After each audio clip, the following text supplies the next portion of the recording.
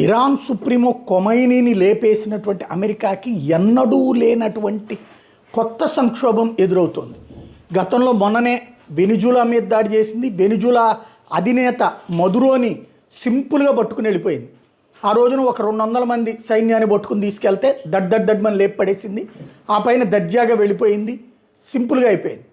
అదే ఇప్పుడు ఖొమైనీ మీద దాడికి, ఇరాన్ మీద దాడికి నెలల తరబడి ప్లాన్ చేసింది. పక్కా ప్రణాళికతో దాడి చేసింది. అక్కడ అతను ఒక ఉన్నత స్థాయి సమావేశానికి టెహ్రాన్లో అటెండ్ అవుతాడని తెలిసి అక్కడ పక్కాగా లాజిస్టిక్స్ అన్నిటిని ప్రిపేర్ చేసుకుని లాంగిట్యూడ్ లాటిట్యూడ్ అన్నిటిని కౌంట్ చేసి తమ దగ్గర ఉన్నటువంటి మిస్సైల్లో దాన్ని ఫ్రేమింగ్ చేసి నిర్దేశిత లక్ష్యాలని కరెక్ట్గా ఛేదించగలిగినటువంటి తోమ్హాక్ క్షిపణుల్ని వాడి పర్ఫెక్ట్ ఆపరేషన్ చేయబట్టినే ఇజ్రాయెల్ అమెరికా కలిసి చేసిన